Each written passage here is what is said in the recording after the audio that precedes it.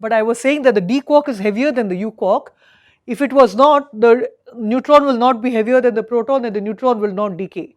If the u quark were heavier than the d quark, the proton will decay to the neutron, and in fact as you see me speaking I would be decaying away, right, because I am mostly water and water has hydrogen, and I will just, all the protons of the hydrogen will decay away, right.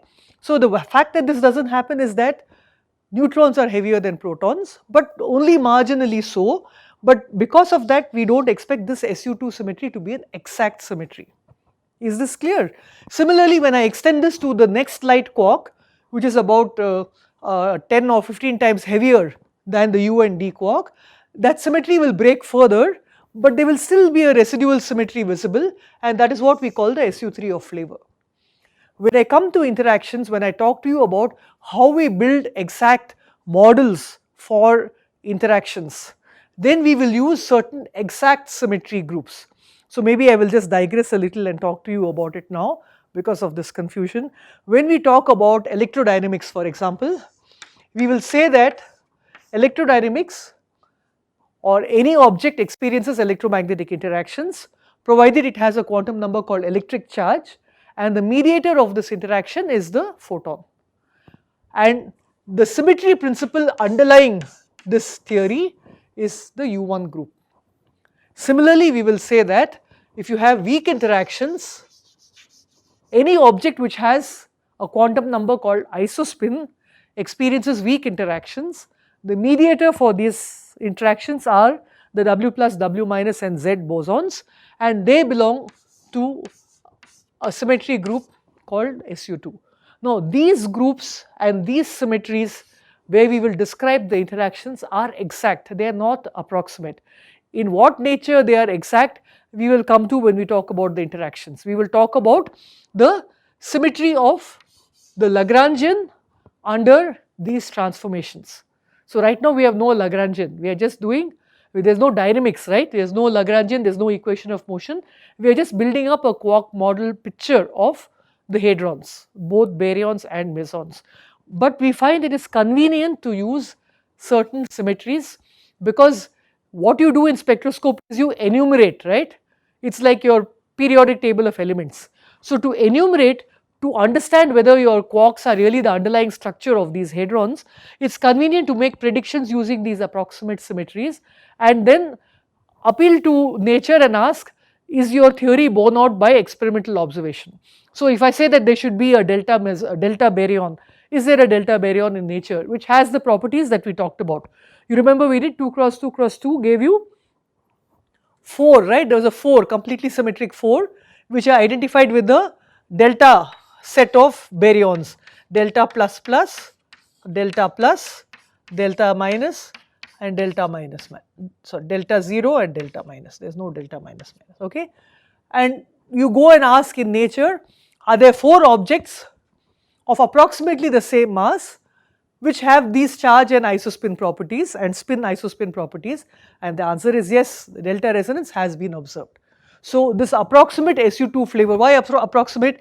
Because this is composed of combinations of U and D quarks all the way from U to D. And so the symmetry which is between U and D quarks makes them have approximately the same mass, and you put them all into one multiplet which is the group of 4 objects, that is the 4 plus 2 plus 2. In this sense, this is an approximation. Is this clear? When we come to dynamics, we will talk about exact symmetries of the Lagrangian. I might as well finish it by saying that strong interactions will be mediated between objects which have color by gluons, and that corresponding symmetry group is SU3. So you see I have already put a subscript flavor over here, and here I will put a SU3 of color, okay. So the mathematical group remains the same, we apply it to different instances in the physical world. Is this clear?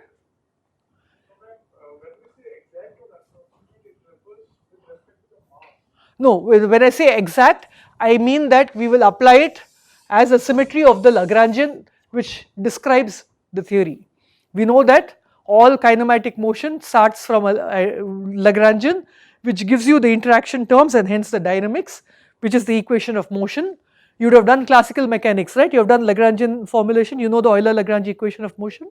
So you will have a similar, you will start out with a Lagrangian which obeys this symmetry in a very specific sense, okay, which we will come to later, but the way in which it obeys it is exact.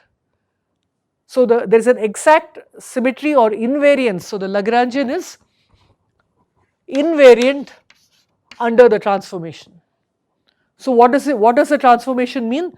For example, yesterday we looked at, or last class we looked at, the SU2 transformation I said was theta I sigma I by 2.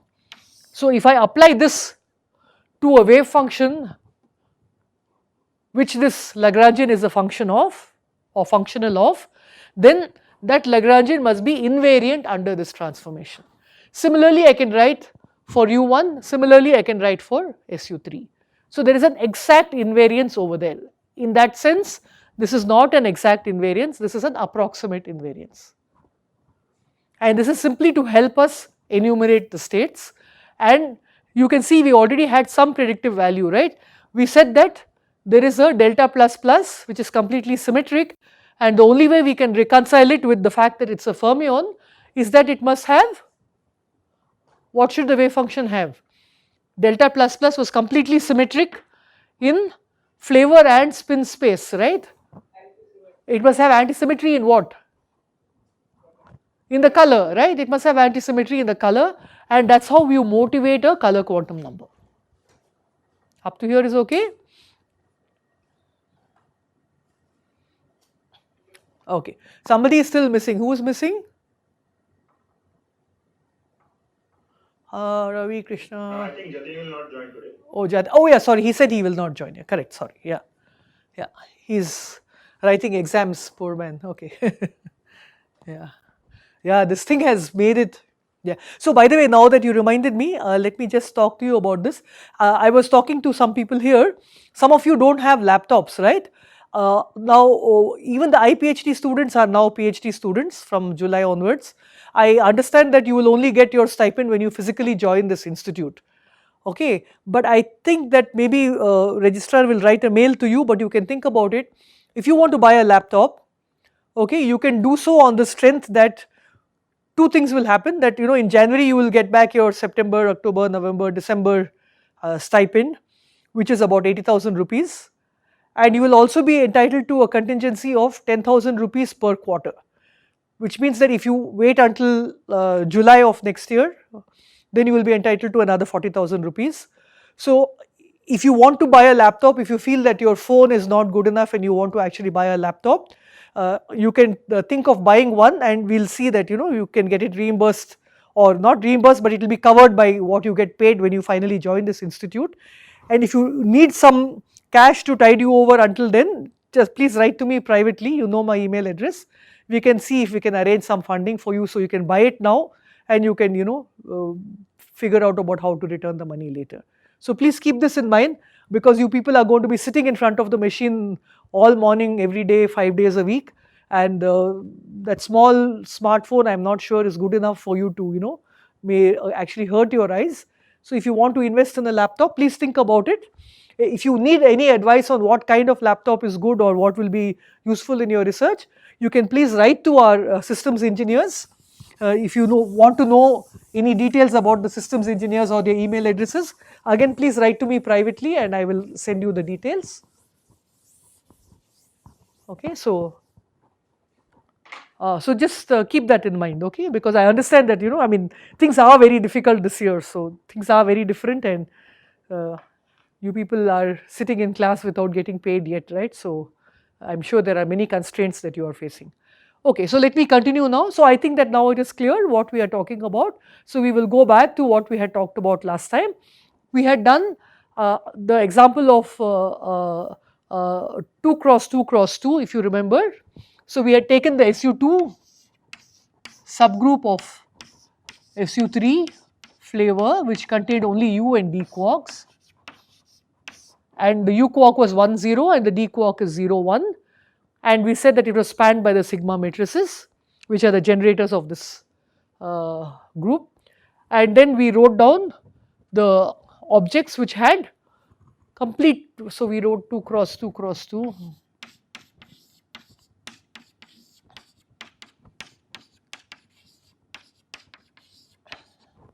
And this was the delta baryon, so we already talked about it.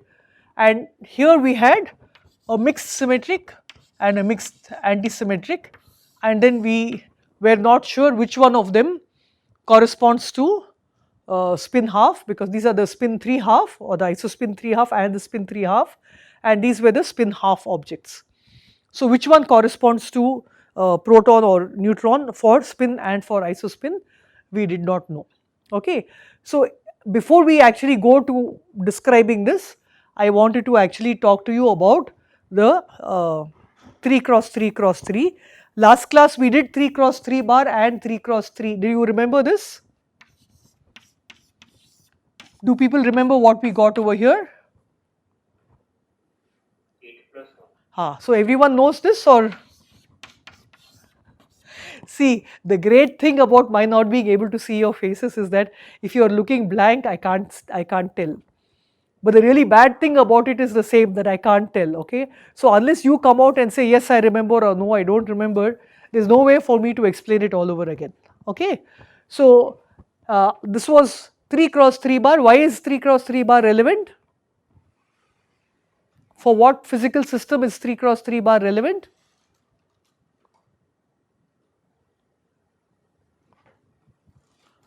Three is what? What did I define 3 bar as? If you remember in the box notation, 3 bar was 2 vertical boxes, and I said there are 2 fundamental representations of SU3, right? One fundamental representation of SU2, 2 of SU3, 3 of SU4, so n minus 1 of SUn. And what did I identify 3 and 3 bar with?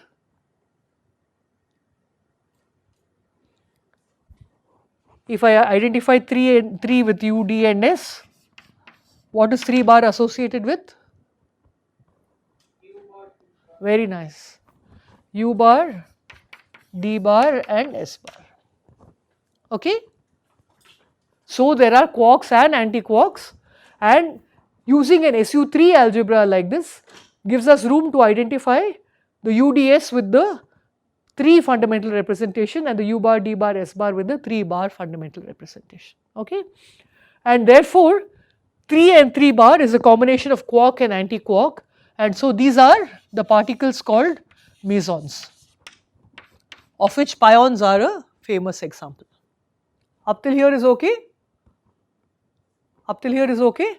So now let me write down over here.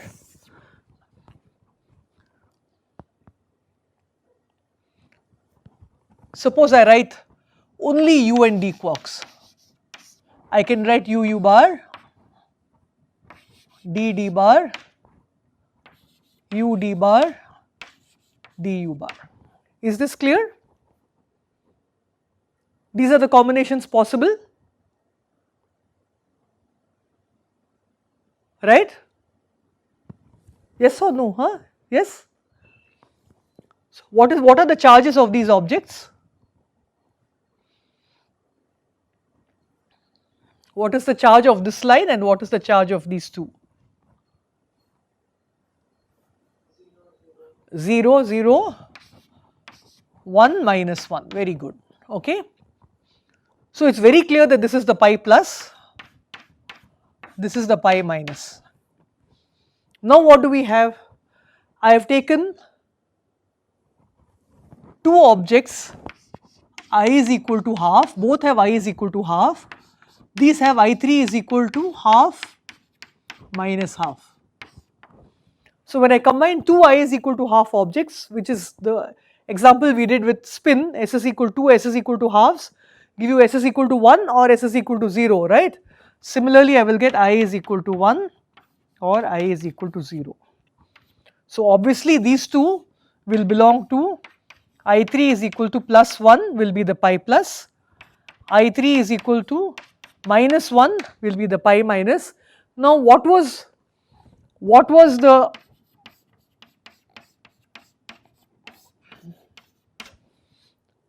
I is equal to 1, I3 equal to 0 is what state is the question. For spin we had this combination, right?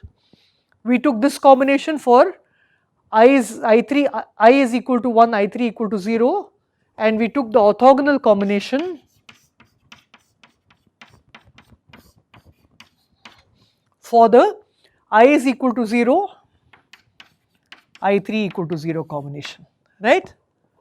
There is a small technicality here which I will talk about again when we write the Dirac equation and talk about the properties of charge conjugation and parity. I assume all of you have done Dirac equation.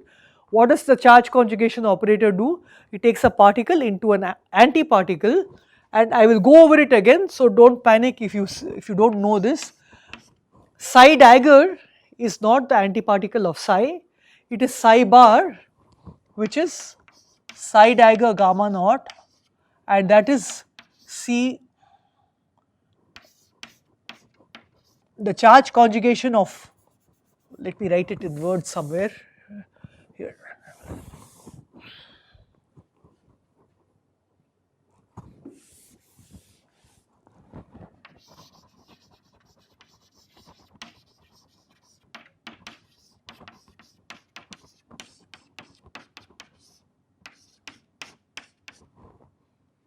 Where C is I gamma 2 gamma naught.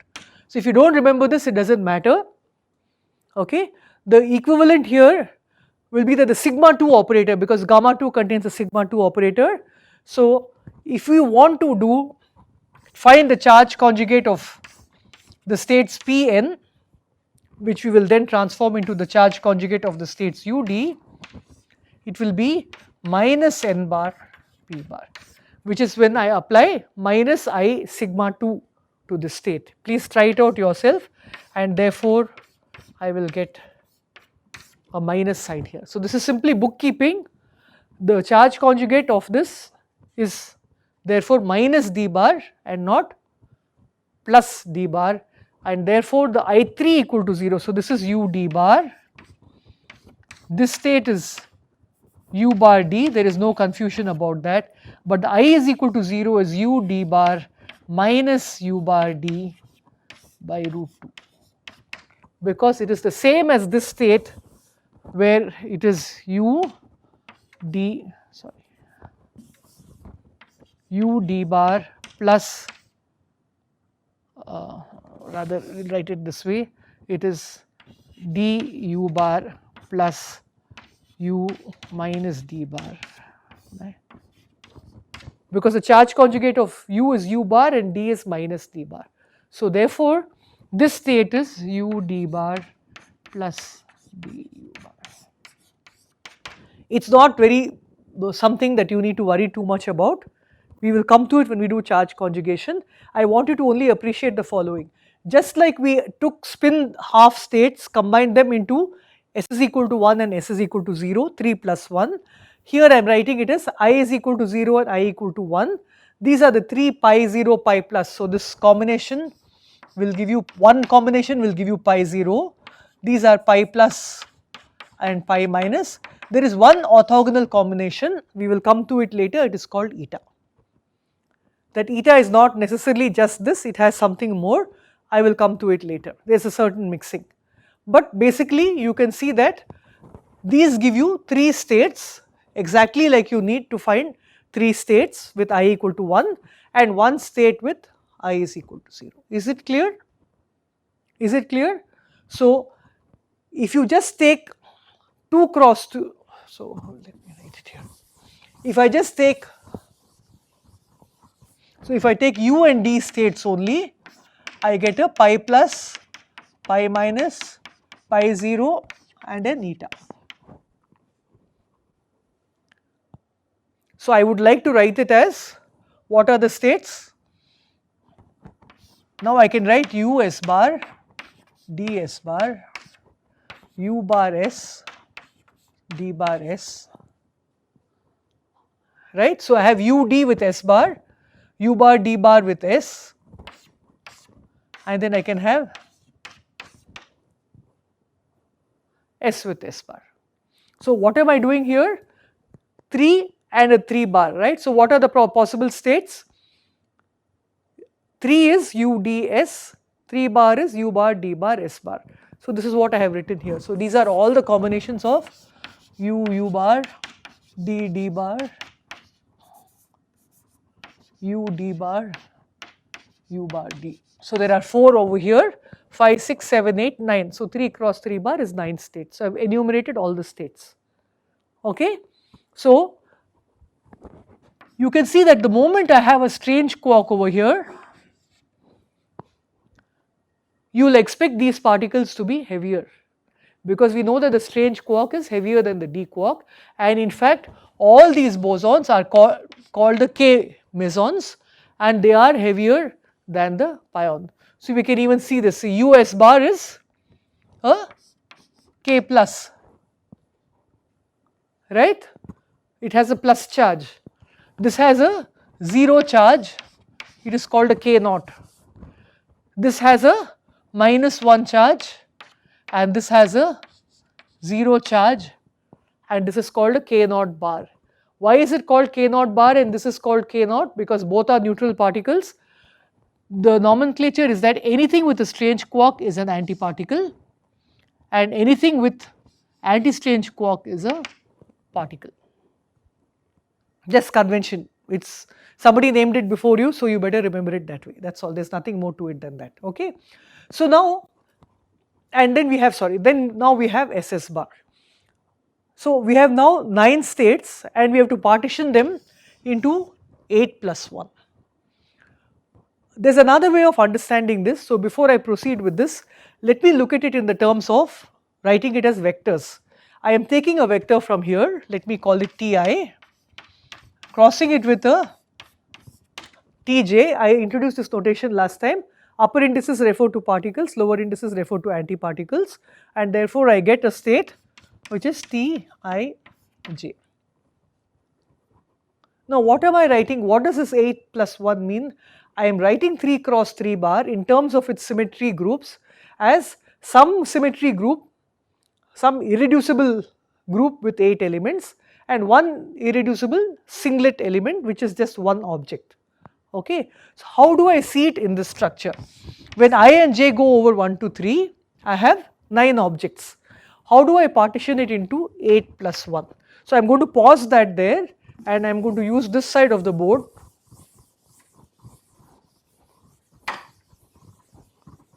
to try to explain this from a different direction. So these representations are all irreducible and traceless, right? I mean the matrices are traceless, which means that if I apply on Tij delta Ij, this gets reduced to a matrix with no indices at all, right? If I had 3 cross 3, so this was 3 cross 3 bar. So I will be able to remove, so what is this object? Let me call it Tii, it has no indices at all, and this is the trace object, right? I have taken out the trace object.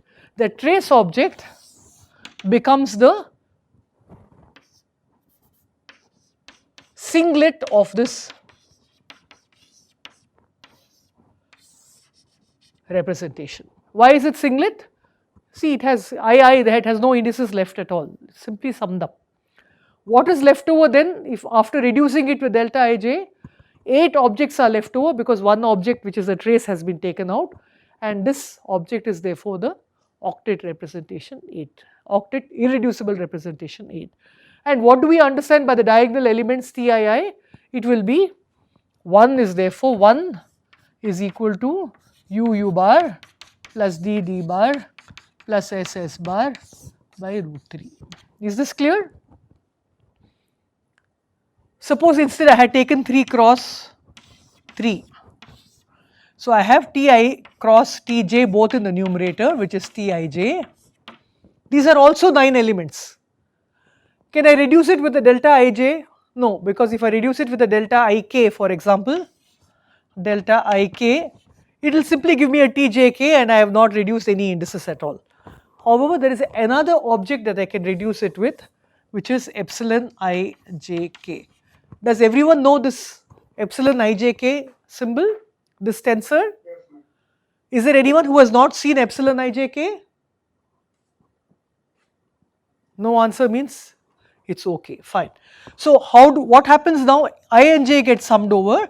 So this object is an irreducible representation of size 3, k goes from 1 to 3. So if I remove this antisymmetric part, which is 3 objects, then what will happen from Tij? So let me just stop, this is Tij, let me write one more line, it was not clear. So of the 9 objects, 3 will get reduced, 6 will get left over, and that is why we had 3 cross 3 was 6 plus. And why 3 bar? You can see because it is a lower index, and that is why it is an antiparticle. Is this clear? Is the counting clear? Let us do one more example. We need not ask where it comes from. Tijk, you remember this from last time. 3 cross 3 cross 3, we got 10 plus 8 plus 8 plus 1. This is 3 cross 3 cross 3.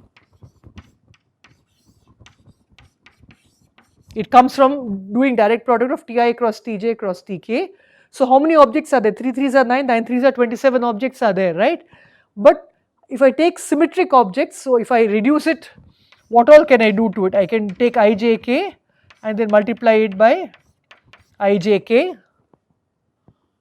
No indices are left. This will become the singlet. We had 3 cross 3 cross 3, 10 plus 8 plus 8 plus 1. So if I do ijk times epsilon ijk, there are no indices left, that is 1. If I do ijl, then ij index goes away, I have tkl, 2 indices, which is just we saw was 8, right? Okay, here tkl is 8, right? Tij or tkl is 8. Similarly, I can reduce, instead of ij, I can reduce ikl, then I have one more 8. And then what will be left over is the leftover completely symmetric 27 minus 8 minus 8 minus 1, which will be 10. Is this clear? So if you want to enumerate what is this 10, it will be I think it's difficult for me to enumerate 10 on the board. Let me enumerate the 6 of this over here. What are the 6 over here? I have to remove the antisymmetric part and I am left with only 6 over here. So what will it be? Ij is 1 1, Ij is 2 2, Ij is 3 3, Ij is the symmetric 1 2 plus 2 1, 1 3 plus 3 1, 2 3 plus 3 2. So you can see that there are 6 symmetric objects and this is the symmetric 6. Is the counting clear? Yeah? Is the counting clear? Similarly, as homework you can count, so you can enumerate 10 of them, right? So it will be 1 1 1, 2 2 2, 3 3 3, and then the symmetric objects of 1 1 2 plus 1 2 1 and so on. So you can enumerate 10. I don't want to do it on the blackboard. Please do it in your notebooks, okay? Is this clear? So this is another way of understanding how you get those objects. So what I want to say now, coming back to this side of the board, is that you see that I have to remove some object which was the singlet part, the TII which was the trace part over here, this state, and then whatever is left over orthogonal to it is what is called eta. So you see that SS bar is not a state by itself, because one of the states is UU bar plus DD bar plus SS bar by root 3. So what do I have here? I will write over here the combination which contains UU bar, DD bar and SS bar. One object is called eta prime, which is the singlet. So let us call this eta prime, this state is eta prime. One state was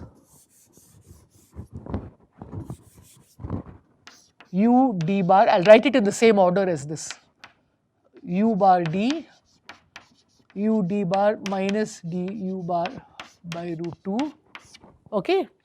So the objects which have charge 0, one is the pi naught, one is the eta prime, and what you need to find is the object that is orthogonal to this two. Please do it as homework and you will get UU bar plus DD bar minus 2 SS bar. 6.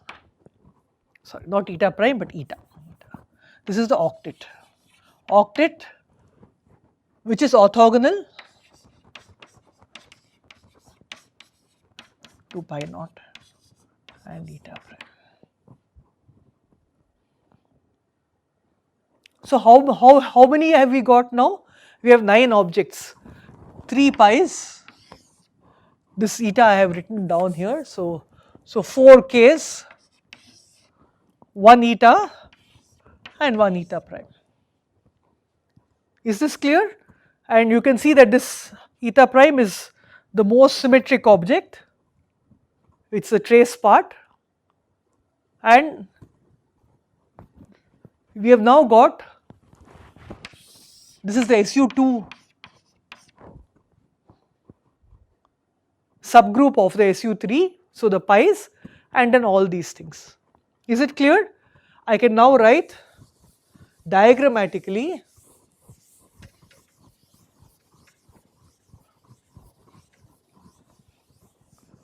so I want to introduce some notation. So I will write the octet mesons like this. So I will write an octet like this. This is the I3 quantum number. This is something called a Y quantum number. This Y is called hypercharge. It has no particular significance.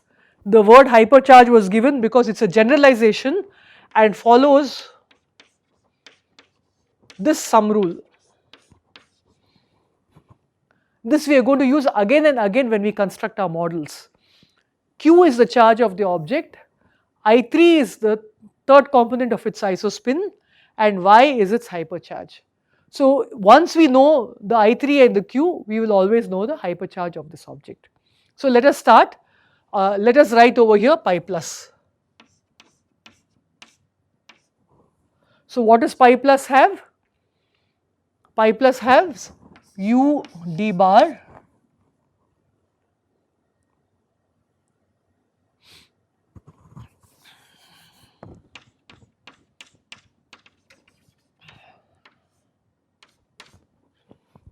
it belongs to I is equal to 1, I3 is equal to plus 1, I3 is equal to 0 will be pi naught, and I3 is equal to minus 1 will be pi minus. Is this clear? So what have we done? We have taken 3 objects U, D and S and combined them with 3 objects U bar, D bar, S bar to form 9 mesons, 8 of which belong to the octet and the 9th one is the singlet. And where are we here? If we take U was I is equal to half, I3 is equal to half, D was I is equal to half, I3 equal to minus half, S is I is equal to 0, I3 equal to 0. S has no isospin because we just taken the third object, it is not sitting in any isospin doublet. Remember, this was a time when charm quark was not discovered. People only knew UD and S, and UD had isospin properties. Okay. So if I put K over here, can you please tell me what will be the let me finish the hypercharge. So here we have charge is plus 1, I3 is plus 1. So what is the hypercharge for pi plus? Charge is plus 1, I3 is plus 1. What is Y? 0. So this line is 0. Okay.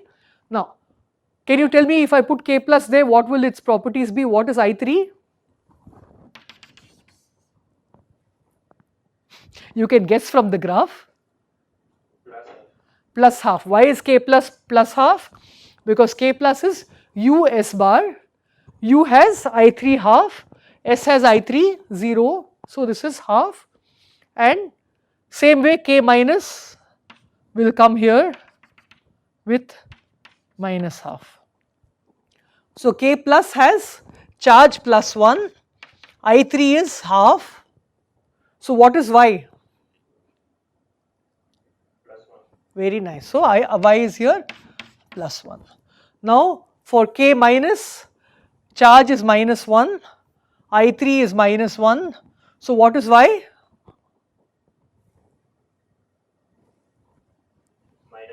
Very good. I am hearing only one or two voices. Others are asleep, not understanding. Please tell me once in a while. Or if you don't tell me, then I can't help you. Okay? Is this clear? So this is I is plus 1. So okay. So where will you? What will you put over here? Will you put K0 or K0 bar? K0. Let us try K0. What is K0? D S bar, right? So what is the isospin of K0? So charge is 0. What is the isospin of K0?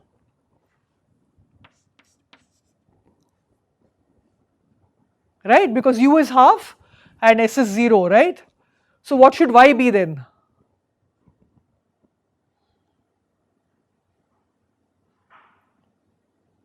What should Y be?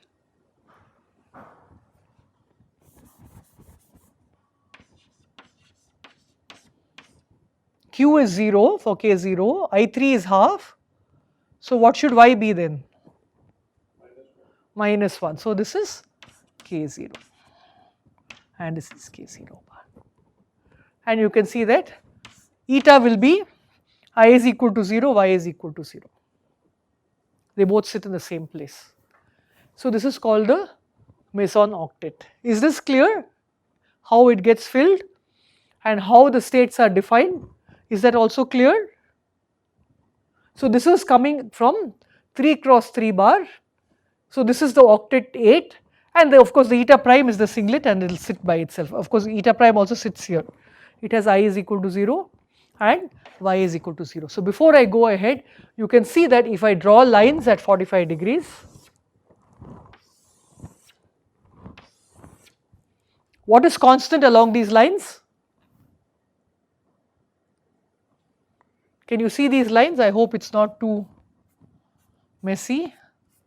Charge is constant. Very nice. Who said that I could not see? Okay. Yeah, Samir. Hi, very nice. So you can see that charge is constant along those lines, and that is where this construction actually comes from. This is called the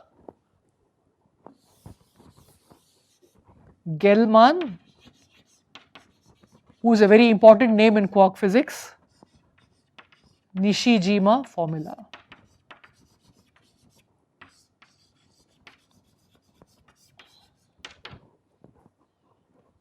Okay. Now, as homework, I want you to do, okay, let me first set up the problem, then give you the homework. Okay, I just noticed I had written a note to myself. So, there is a nice discussion forum called Discord, where we can open a Discord meeting. It stays live always, it's just a discussion center. You can post your doubts there, people can answer, your friends can answer, teacher can answer.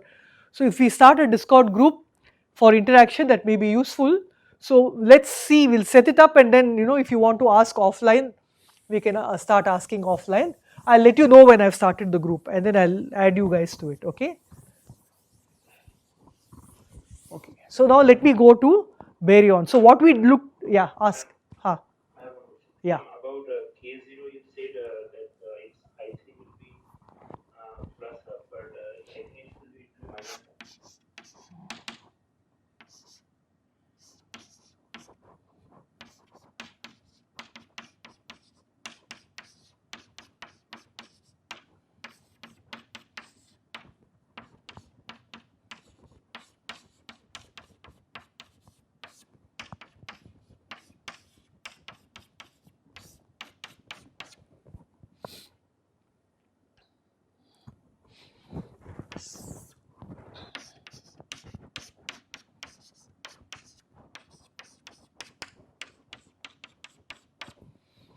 So the main thing we have to understand is this: it is historical.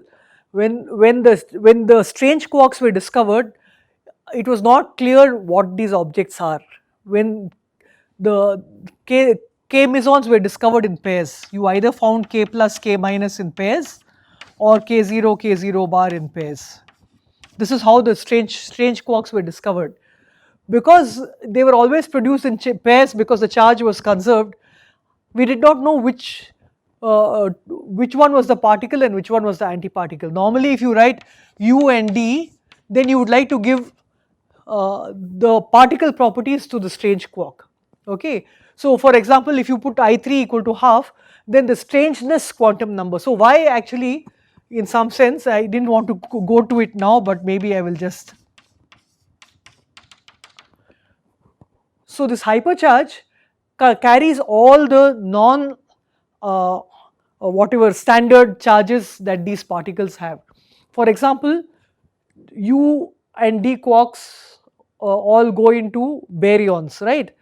Because 3 quarks make a baryon. This becomes a delta, this becomes a proton. K0 should be ds bar. Yeah, sorry? Because Oh, sorry. No, both are. Oh, you're right. You're absolutely right. K is, yeah. minus of it. I rubbed off that. Please make the change. You're absolutely right. This is minus half. Yeah, because US bar is K plus. You're absolutely right. So plus is plus, yeah, plus 1. So please interchange the board is gone. Please interchange K0 and K0 bar in those two. My mistake, thank you very much. So this will be minus 1. Absolutely right. That's what you were saying? Okay, fine. So the one thing I wanted to point out is that, so baryon number for 3 objects is 1, because they go into forming one baryon. So each quark has a baryon number of 1/3, and therefore since there is one strange quark, you would expect it to have a strangeness quantum number of 1, but since it was wrongly identified, it was the S bar which was given the strangeness quantum number of 1, and S was given the strangeness quantum number of -1, and therefore objects which have the S quark in it are the barred objects, and the objects which have the bar S in it are the particle objects. It was just historical mistake and it continues. So that was what I wanted to say, but you are absolutely right. The entries in that octet hexagon is wrong. Please interchange them in your notes, okay? So here is K0, here is K0 bar, and just to point out what was the mistake, this is K plus and this is K minus U bar S. So you can see that the particle, like proton, you have P plus, K plus is the particle and K minus is the antiparticle which has the strange quark, whereas the particle has the anti-strange quark. So it's just a historical notation, not important, don't have to worry about it, okay? Yeah, sorry. So let's go on into the baryons.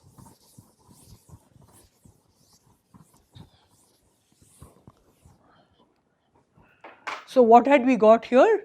We had looked at the SU2 subgroup, but really we had 3 cross 3 cross 3 was 10 plus 8 plus 8 plus 1. Okay, and I will leave you to do this as homework. Please enumerate these states. So the way you will enumerate it is U,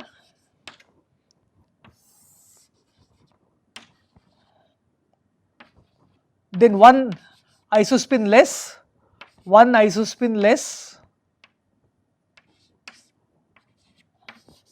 one isospin less, then half a isospin less. So this has only U and D quarks. There are 4 states. These are the deltas: delta plus plus, delta plus, delta 0, delta minus. Okay. Now the next object will be, these things are called the sigma stars. So this will have half an isospin less, less. So what will this have? It should have U, S. Did you understand? No S, one S. So this will be sigma star plus, sigma star 0, sigma star minus. Now you have something which will be in between.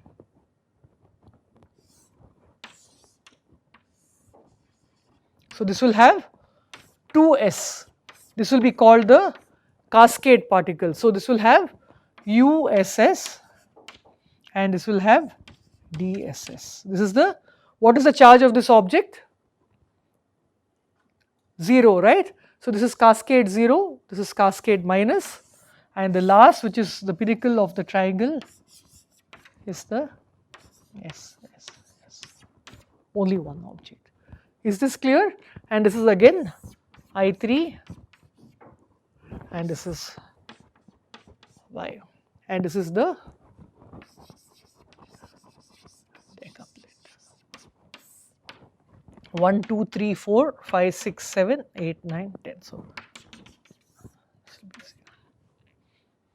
So this will have 3 half, right? 3 half, half, minus 3 half, 1, minus 1, 0, half, minus half, 0 are the isospin values, I3 values. Is it okay? And how do you see that? Because when you do 3 cross 3 cross 3, this is the I is equal to 3 half with all the projections. But 3 cross 3 cross 3 can also give you I is equal to half and its projections, and then I is equal to 1 and its projections, I is equal to half and its projections, I is equal to 0 and its projections. These are the 10 states. So these are the deltas. I have written it here. So delta, sigma star, xi, cascade minus and omega minus. It's not important to know or remember all these objects. I said delta is important. Omega minus also, you can see, just like U was completely symmetric, SSS with spin 3 half will also be completely symmetric in flavor and spin, and therefore again you have to invoke the anti-symmetric color quantum number, and only in that sense. I do not want you to remember all these names, it is not important. So now that I have shown you how to do it, so you start with the U's and D's and then keep adding one S at a time. I want you to do the octet baryons as homework. So for octet you will again get the same hexagon that you got for the mesons. So there will be objects here and here, objects here, here and here, and objects here and here, and 2 objects here, right? So please do this as homework, show how the entries come about and complete the octet. Then you will see that this octet has I is equal to half, S is equal to half, and will be neither the mixed symmetric 8 nor the mixed antisymmetric 8, but will be a combination of the 2. So this is what I want to do. I want to set up the proton and neutron, so they belong to the octet baryons. They have I is equal to half, S is equal to half. So the S of course is, since spin is only 2 cross 2,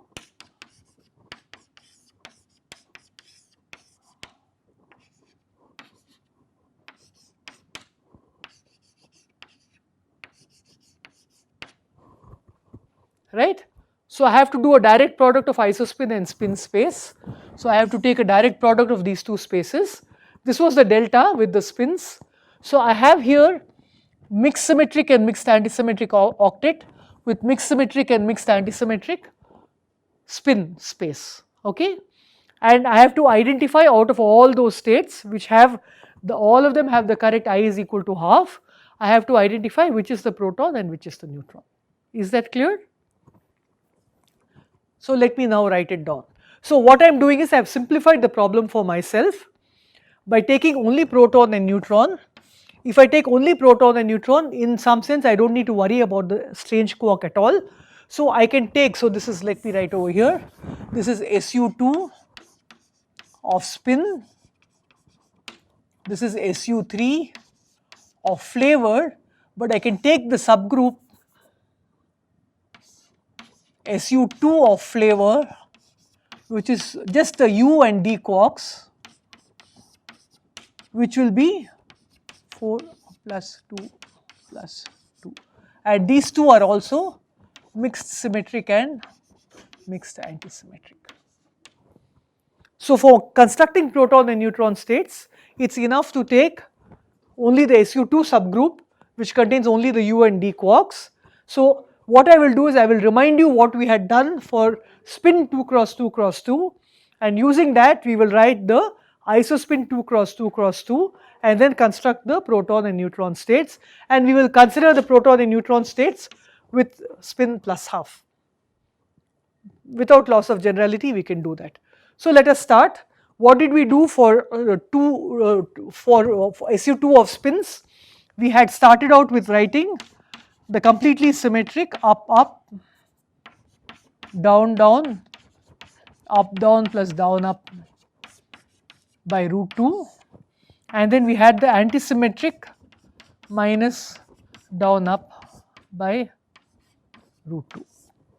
Then to this I have combined an up and a down spin, and I got a completely symmetric combination which is either the 10 or the 4. I do not want to talk about the completely symmetric part now. I want to talk about the mixed symmetric part. What will be the mixed symmetric part?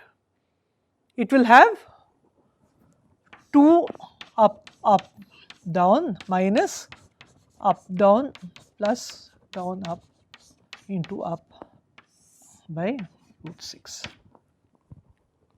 Do you remember this? And here the mixed anti-symmetric is simply this times the up quark. So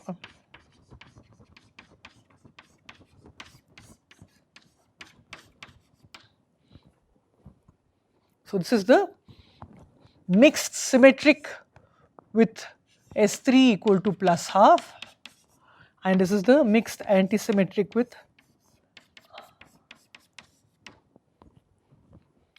If I want to write the mixed symmetric with S3 equal to minus half, what will I do? I will interchange the ups and downs. I will have 2 down down up minus up down plus down up down by root 6, and here I will get up down plus down up down by root 2. Is that clear? Are these states clear? So I am going to start with writing these, so I am going to remove this for now. I am going to write spin states. This is part of the board, yeah. Spin states chi mixed symmetric as, I will just write it again on the top.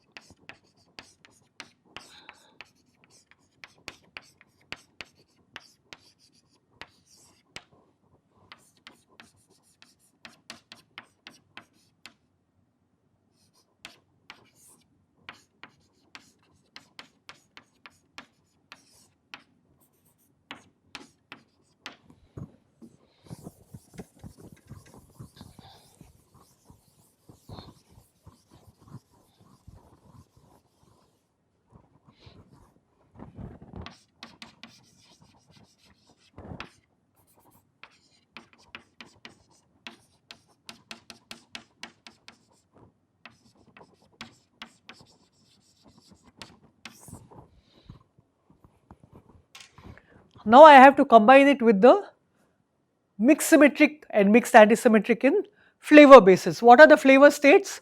I will label them phi instead of chi. What will mixed symmetric flavor state be? Can anyone tell me?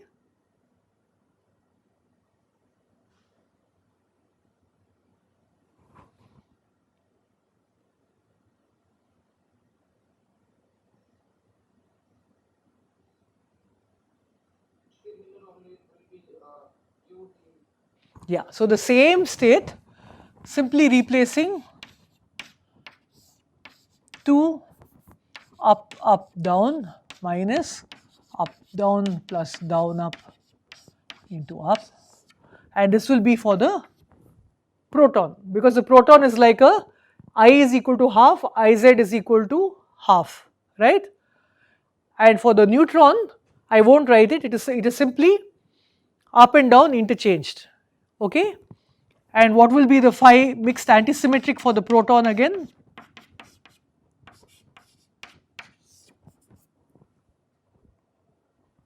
This state with up and down spins replaced by up and down flavors, right? Sorry, this is up. And for the neutron it will be up replaced by down. Does anyone have any difficulty with this, or is it okay? I wanted to look at the entire 8 cross 8, but since I am dealing with protons and neutrons, it is enough to look at the SU2 subgroup, which means the 2 cross 2 mixed and symmetric and mixed antisymmetric states.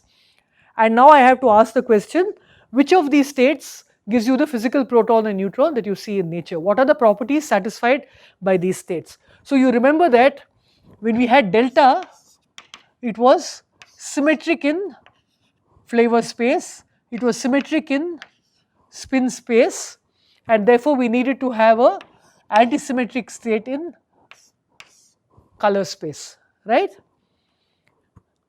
Now I had told you in the last class that there are two combinations of this, one which I call antisymmetric proton, which is 1 by root 2 phi ms chi ma minus phi ma chi ms, and there is a completely symmetric state of the proton, which is the combination phi ms chi ms plus phi ma chi ma. And therefore this is completely antisymmetric in flavor and spin.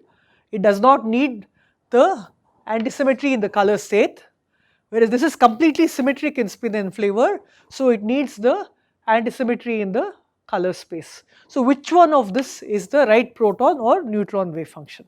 So first I have to do two things. I have to prove that this is completely symmetric and this is completely antisymmetric under interchange in spin flavor space, and then I have to apply some observed, and I said I will use the magnetic moment quantum number and show that this one agrees with the data and this one does not agree with the data, and therefore we come back to requiring an antisymmetry in the color quantum number. Is this clear what we want to do in the rest of this class? Okay, so we will now do this. So phi ms is 1 by root 6 2 ud minus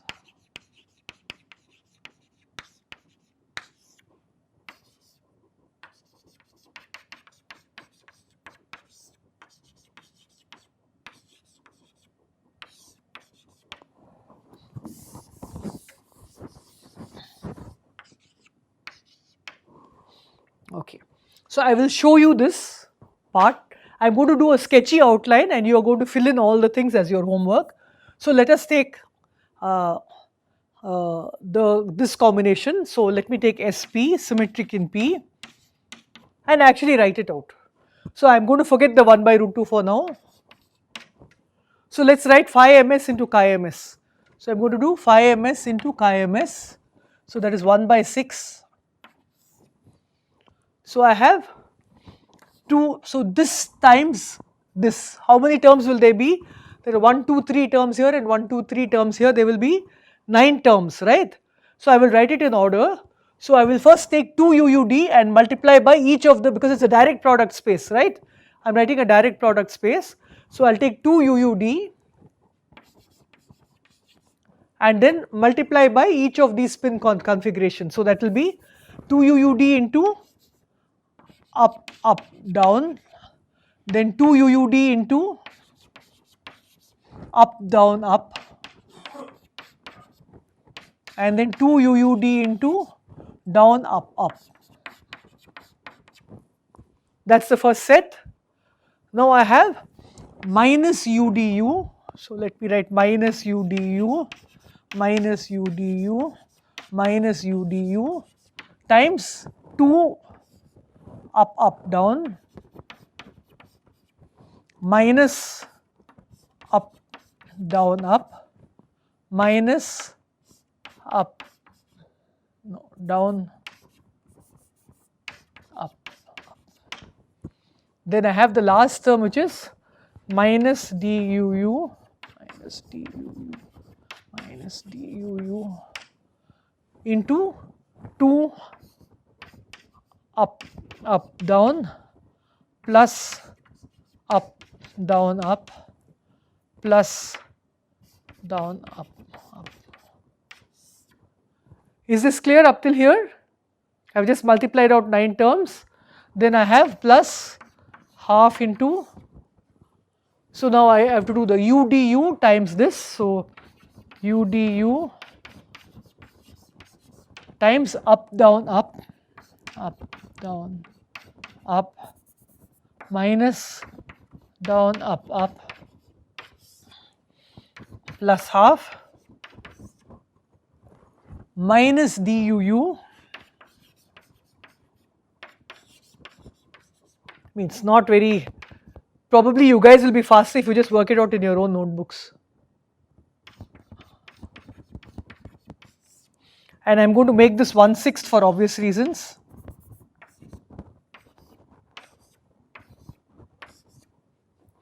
And this is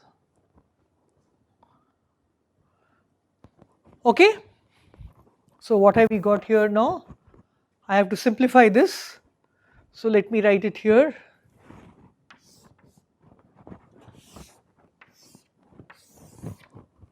That's equal to, so I'll take out the 1/6 also. I'm not worried about the 1/6.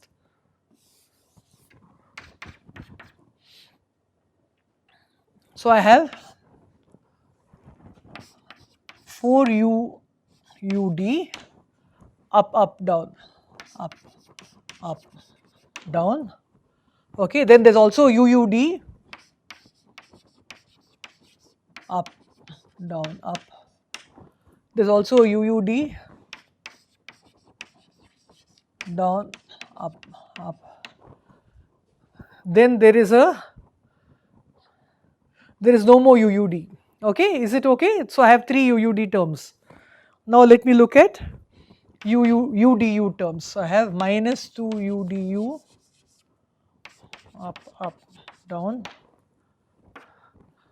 plus udu up, down, up, then plus udu down, up, then I have here plus 3 udu up, down, up, minus 3 udu down, up. Okay, and you can see that this is up, down, up, and this is also up, down, up. So this big 3 plus 1 is 4 up, down, up, and this is down, up, minus 3 plus 1 is minus 2. Can you see that? And the last combination will be, I am not going to write it. So can you see this? Look at these two, 4 uud with up, down, and this you can see that I have interchanged over here the d down with the u up. So here you can see minus 2 u up, d up, u down, and this will be minus 2 u down. So this term is this term with the second and third elements interchanged. Can you see that? Can you see that this second and third elements, if you interchange, this will give you this will give you this, and this will give you this. Can everyone see it? And you can finish it and see that, yeah, good. And you can see that this, if you complete the last 5 terms, what are the last terms? duu, duu, duu, duu, and du. 5 terms should be there. It will give you the same thing, 4 minus 2 with the, this is 2 3 interchange, it will be with the 1 2 interchanged. That's duu, you can see that, right?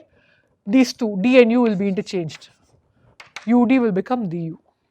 So you can see that this is completely symmetric under the one term, then the same term with 2 3 interchange, same term with 1 3 interchange. Okay, so it is completely symmetric under interchange of 2 particles at a time, and therefore this is the completely symmetric combination under both spin and flavor Is it clear? So your homework is to complete this, only the last term is left. Your homework is to repeat the same thing for the antisymmetric part and to show that it is completely antisymmetric. So it will have a sign difference when you do the exchange. So you have to prove that this is the completely symmetric term, this is the completely antisymmetric term, and now that we have proved it, so you can see one thing, because it is completely symmetric. Okay, I will stop here. So this is okay, right? No, I don't need this anymore. We have proven that it is completely symmetric. What we now want to calculate is, we will want to calculate the magnetic moment. So I will calculate the magnetic moment for this case, and you will complete it by calculating the magnetic moment for this case and write up the whole thing, including what I did on the board plus the extra piece, and that is your first homework. Is it clear? So let us now start.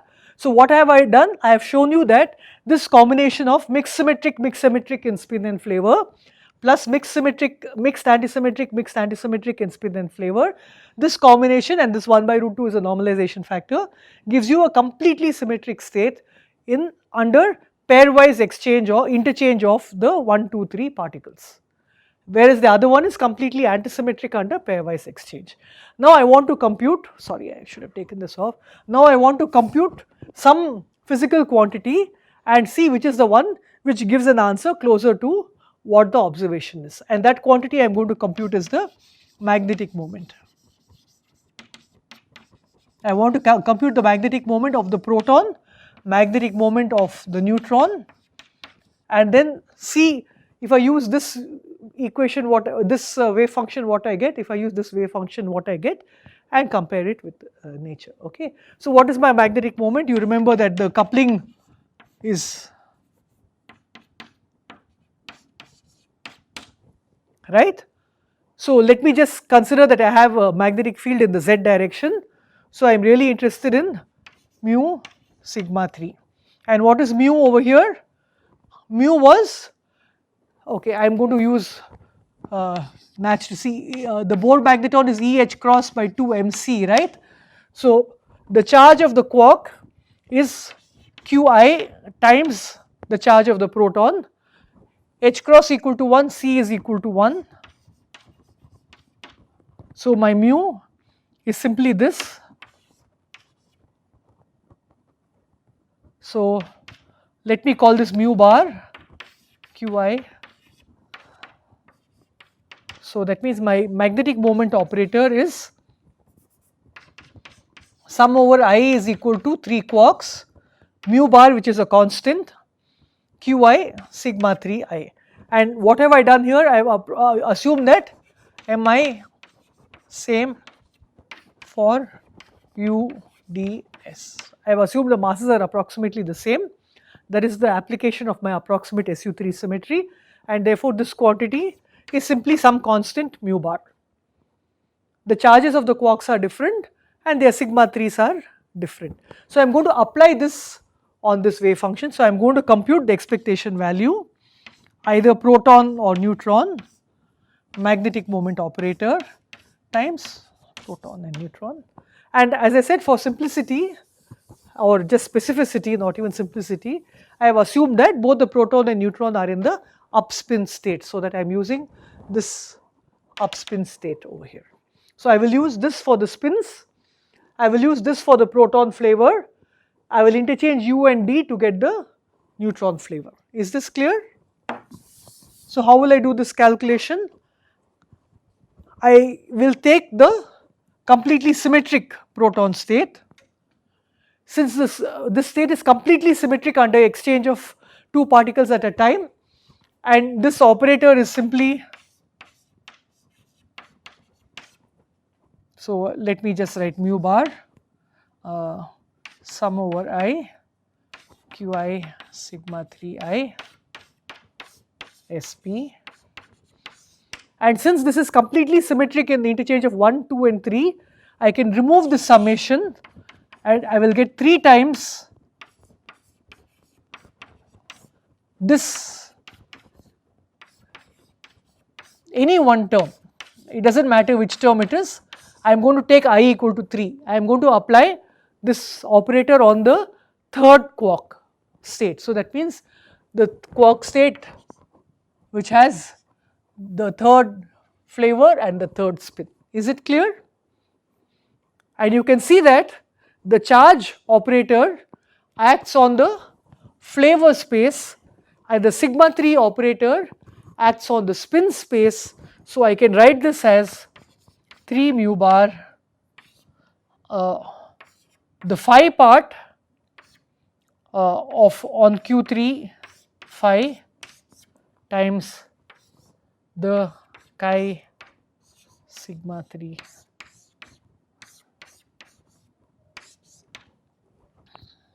I can compute them separately. So what will I have to do? 1 by root 2 will come out. So I will have to do phi s chi s plus phi a chi a. There will be 4 terms, right? I will have to do all the 4 terms.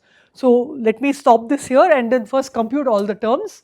When I compute all the terms, you can come back and stick it into this formula, okay? So what am I going to do now? I am going to write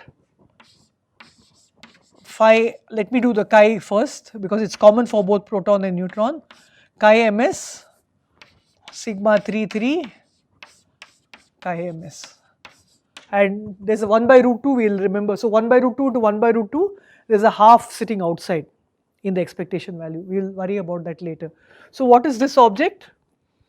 So I am taking the sigma 3 acting on the third state and for chi ms. So what will that be? We will write 1 by 6 2 up up down minus up down plus down up up sigma 3 3, that is this state, 2 up up down minus up down plus down up.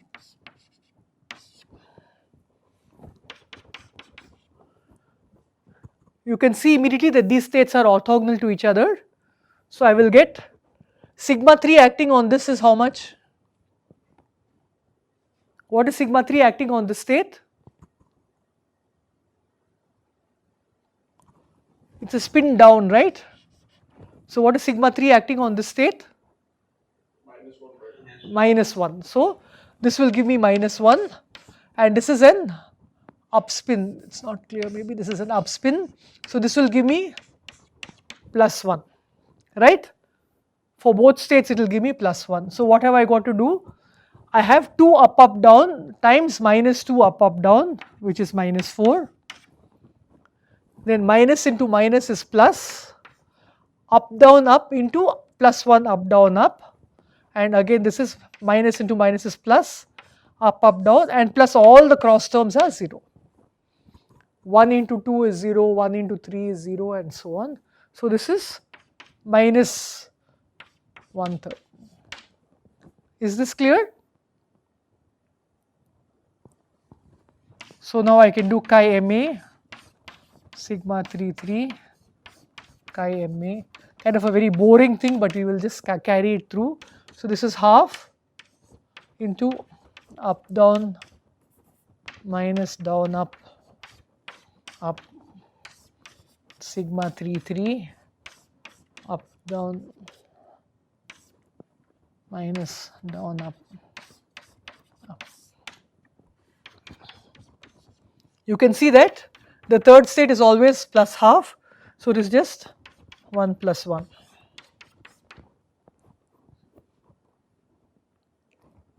So maybe I will do one example with the 5 states, but I will do it for the proton Q3. Now since I have a blackboard, I can do this. Please read this as up up down and not, so this has to be read as up up down and so on.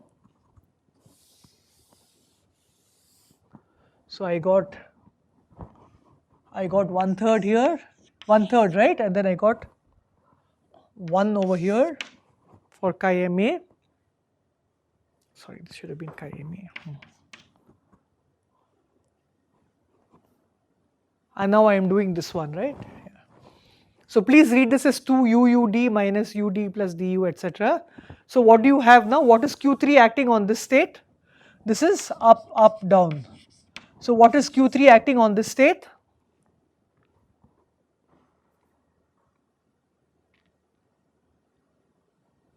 What is the charge of the d quark?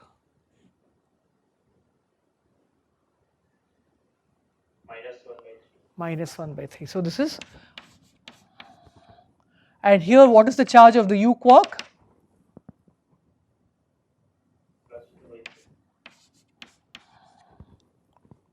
Okay, so you will get 1/6 of -4/3 for this one. Then both of them will be plus 2/3 plus 2/3. That is equal to 0. So this will be 0. Okay, so you get the idea. I think this is very straightforward. I am not going to do any more. So what you have to do now is you have to do the same thing for the neutron. For the neutron, I have to interchange u and d. So this will become d du minus etc. So you can continue and finish all of them. I am not going to do it. I will simply write down what the answer is.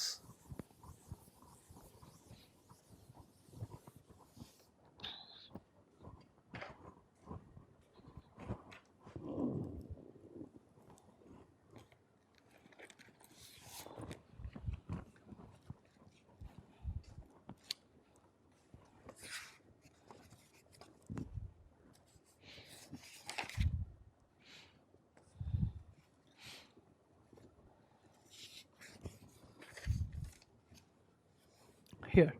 So what happens is that the magnetic moment for the proton comes out to be 1 times mu bar.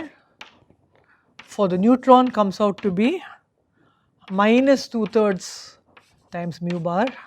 So the ratio of neutron to proton magnetic moment is minus 2/3, which is minus 0.67, and experiment is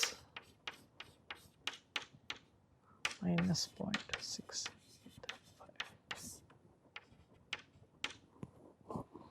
This is for the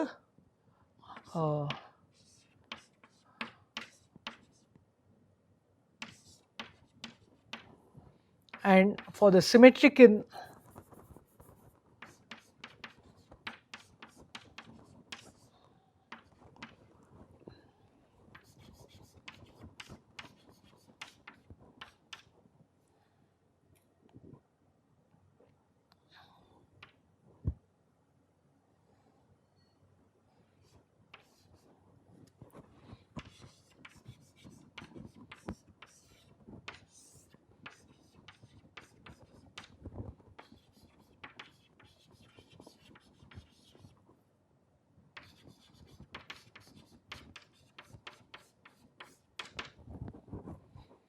okay. So there are two things here. So this is what you will complete when you get with this symmetric term, and when you do it for the anti-symmetric wave function, you will get the ratio to be -2, which does not agree with the experiment, and also the neutron will have positive magnetic moment. Now you remember that the magnetic moment operator had a charge sitting inside it, right? E h cross by 2m. So if you take the neutron as simply a single object, then you should expect the magnetic moment of the neutron to be 0 because its charge is 0. The fact that its magnetic moment is not 0 already tells you that there is something else going on. This neutron is not a point object. So you are sitting with some composite object which is made up of charged quantities. The u and d quarks which make up the neutron are charged quantities, and because of that there is a non-zero magnetic moment. It is called the anomalous magnetic moment. Okay, and in fact you will find that both the proton and the neutron will have an anomalous part of the magnetic moment. The part of the magnetic moment for the proton, which is expected to be non-zero, which is what is attributable to its being a point particle with charge E, plus an extra part which will also be called its anomalous magnetic moment. Same way the neutron should have had 0 magnetic moment if it was a point object with 0 charge, plus its negative anomalous magnetic moment, and this other wave function does not give you a negative quantity. Therefore, what you find is that you have two possible wave functions. The wave function which is completely symmetric in spin space gives you the prediction which agrees with the data much better, it is very close, and therefore again the total wave function for this proton which is symmetric in P cross anti-symmetric in color, and therefore again you must have a colored object, or the quarks are colored objects, and this wave function will be anti-symmetric in color. Is it clear? So these are all the experimental evidences that quarks are colored objects and make up the proton, including the fact that there is a non-zero anomalous magnetic moment for the neutron, which is predicted by these things. And when we do the dynamics, we will come across more and more evidences which are stronger evidences which are not based on these approximate symmetry predictions, but which actually come from scattering, and there also we will find that the experimental data points to 3 colored objects, that is there are 3 colors in nature, and again goes back to having an SU3 theory of color charges. So I will stop with the spectroscopy here. From the next class onwards, so this is the very clunky part because it involves some approximation, some group theory, various things, but now we have established for ourselves that there are underlying structures called quarks. We will now actually start looking at particle physics. So now for us particle physics will be the electrons and the associated neutrinos, which are point objects, the quarks which are point objects, and the mediators of the interactions between them, plus the additional Higgs boson. So this is our particle content of particle physics, and from the next class on we will start asking how do these particles interact with each other. Okay? Is it okay? So the homework is clear. So homework will be due on Tuesday. You can scan and submit it. I mean, as I said, please don't copy it or something from some textbook. I am sure it will all be there. Do it yourself, consult with your friends. I will see if I can set up Discord so that you can consult with each other. But please try it yourself so that you make sure you understand what is happening. Okay, so I can't hear the question. Tuesday, it's due on Tuesday. I have done more than half of it on the board, right? So maybe I will just write it down, what all needs to be done. So prove a proton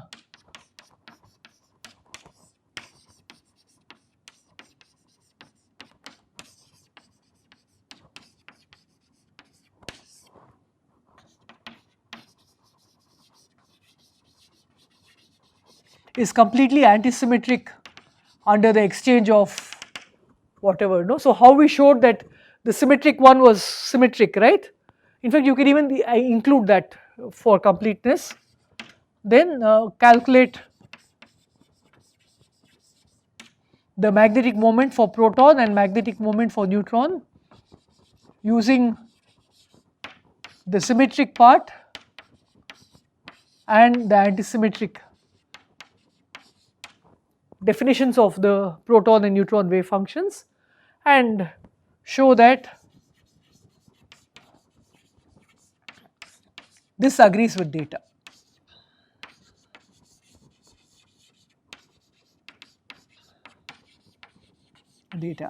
Somewhere earlier I had also said complete the baryon octet. We had already done the meson octet in class, right? Octet was done in class. So just enumerate them. So enumerate or list.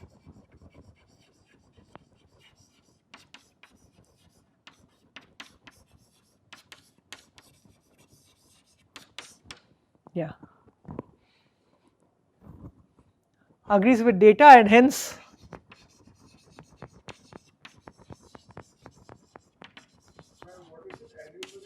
one second, I'll just let me can hence requires a color quantum number. Enumerate / list.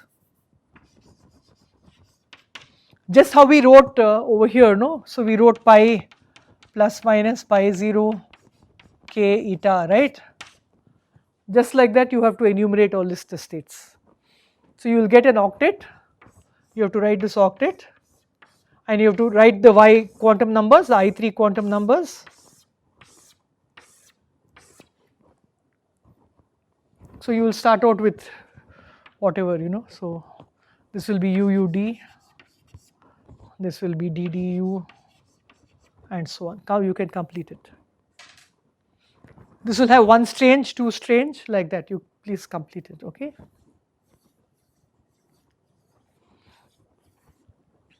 Is it okay? Huh? Sorry?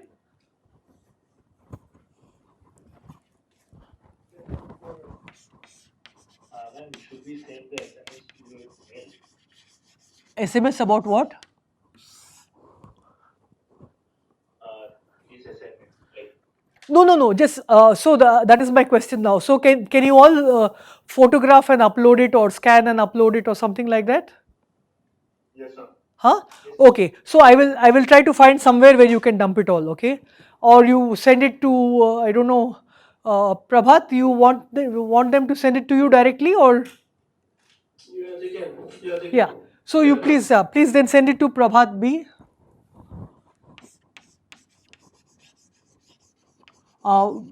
Which Prabhat, you want IMSC or Gmail? Anyone will be fine. Okay, so okay.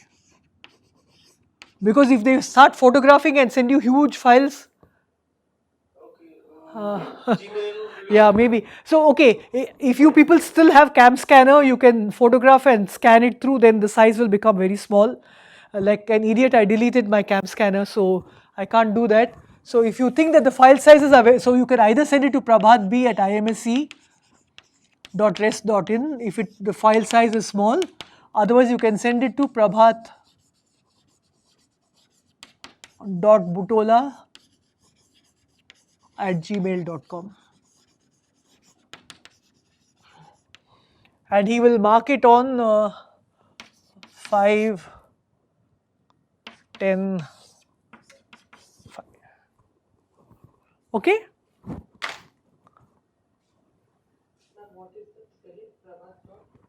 Prabhat.butola.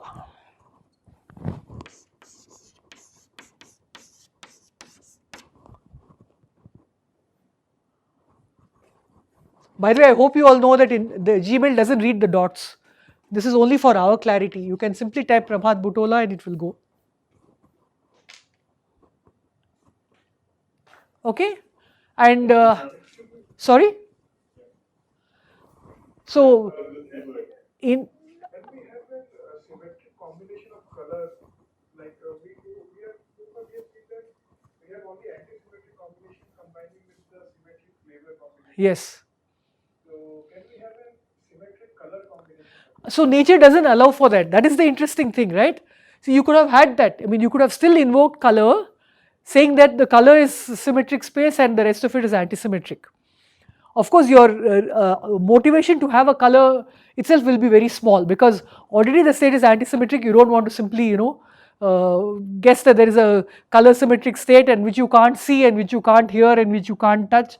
So you don't want to do such things. I mean, Occam's razor says you do as minimum as possible changes that will explain the data.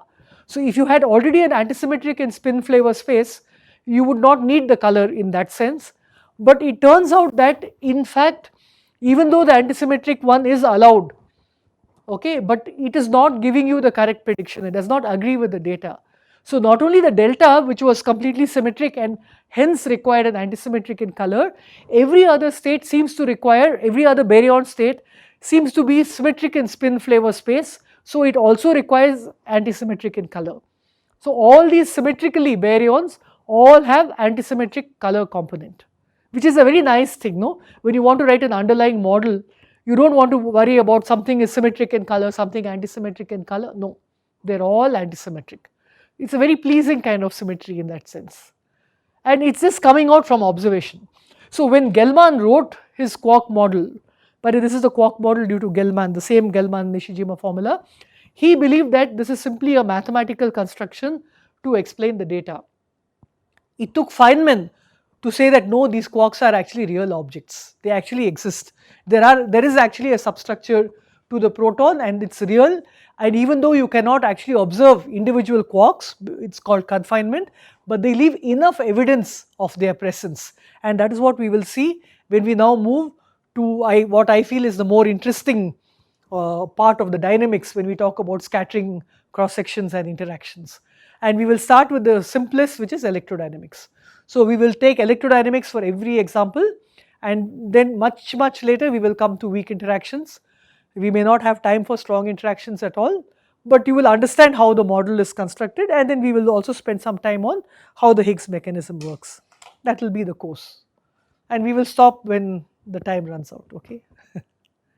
Is it okay? Yes, ma'am. Yeah. Ma'am, in Wikipedia, there's a term used everywhere, valence quark instead of just quark. What is valence quark? Yeah. So if you remember, so I'll take this off.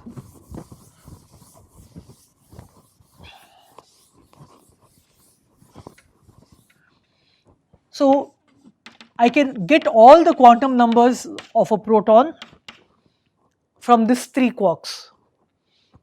These are called the valence quarks of the proton.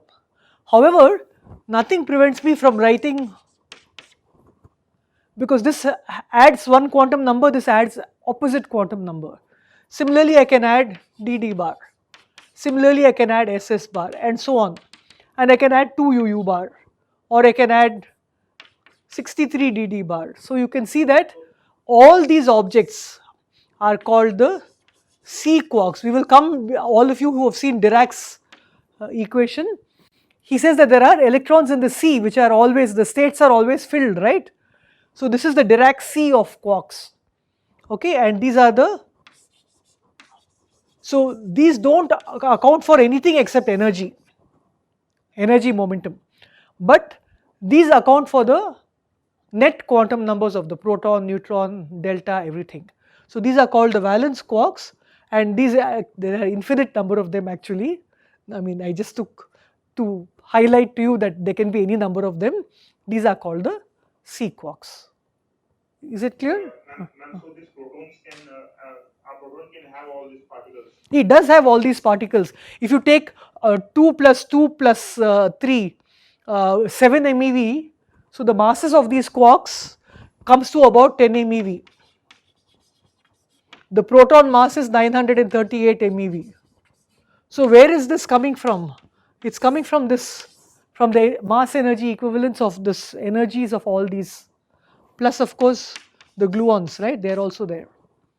So Okay. there cannot be infinitely many these C quarks, because 938 minus 10 is 928. So Yeah, but I can have infinite number of them with practically zero. I mean, each of them can have not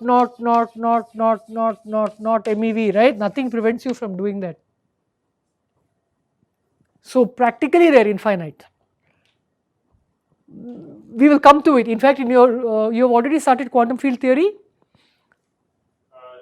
we have started. So the whole idea of quantum field theory is to tell you that when you do scattering, and when you try to do scattering as a perturbation theory and you go beyond the leading order, you will get infinities everywhere.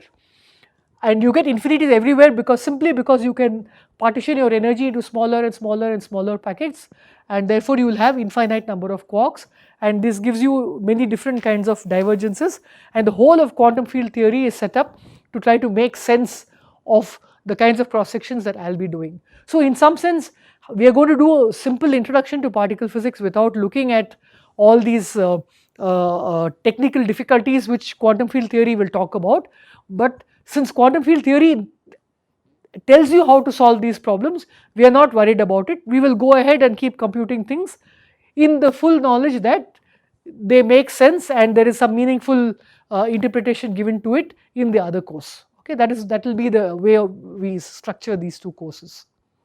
So you will see a lot of QED also, electrodynamics also in field theory, and they will renormalize that theory there, and whoever, Ravindran, right? So Ravindran will tell you that whatever particle physics I am teaching you is actually consistent and makes sense, okay? That is the way we will divide the two. So right now we only understand valence and C quarks in this sense. And one more question. Yeah. You know, we don't know whether neutrinos have any particle, right? They do. It's a very nice question. Neutrino is spin 0, but it's a fermion, so there is a neutrino bar. Like it's written that we don't know whether they are Dirac fermion or Majorana fermion. Okay, that is a different question, yeah, but we will come to it. Maybe you take it up as your project and actually present it, okay? But as far as we are concerned, for example, we have neutron decay, antineutrino, and in the sun,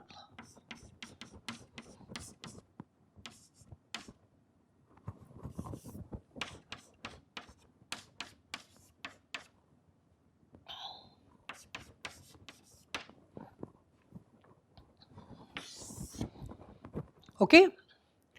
So if you take any experiment, for example,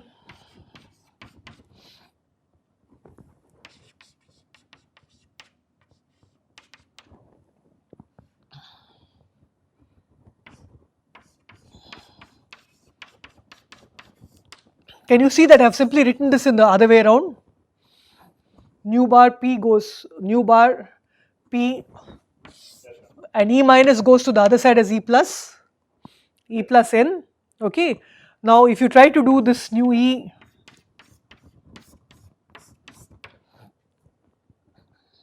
okay, so that means this is what actually they got a Nobel Prize. So the antineutrinos that are coming out from the reactor can drive this process. You can detect positrons from this reaction, but the neutrinos that come from the sun don't drive this process, and therefore they did not see it, okay. In that sense, they knew that neutrinos and antineutrinos are different from each other. Now what you mean by Majorana neutrinos is a different question.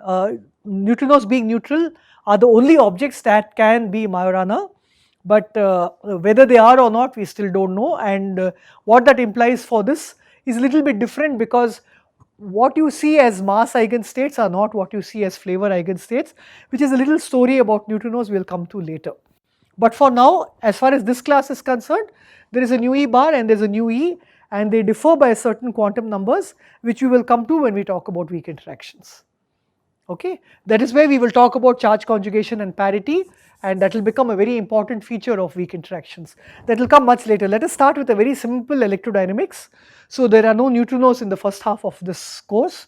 We will only have charged particles like electrons, and we will come to neutrinos much later. So we will talk only about electrons and muons, simple things, not even protons because they are composite, okay.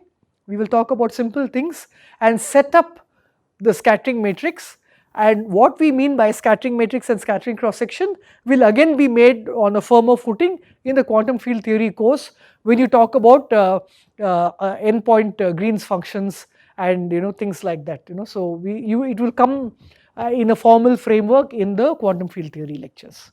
We will do much simpler things. We will try to do more phenomenology.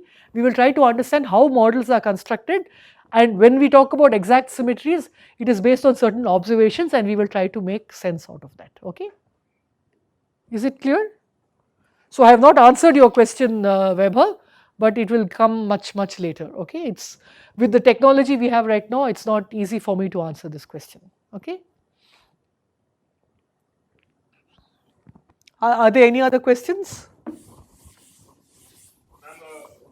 In the same Wikipedia, it was mentioned real gluon. What does real gluon mean? You wait a little for the scattering part to start. I will talk about real and virtual particles. We will come to it. Okay, it's just in the sense of real and virtual. Yeah, that's all, real and virtual. So, okay, so if you have, okay, maybe I can give a 2-line. So this is Einstein's mass energy equation. I hope everyone knows this. So I've dropped, Optional particles now, right? yeah, I've dropped a c squared here and a c power 4 here. And if this is not satisfied, this is called an off shell or virtual particle. And this is called an it's on mass shell. That's what the full thing. Shell means mass shell or real particle. So all observable real particles satisfy this, and mediators which are not visible to us but are mediating interactions can be off shell or virtual. They are called virtual because they are not observable. Okay, we will come to all that. Okay, shall we stop?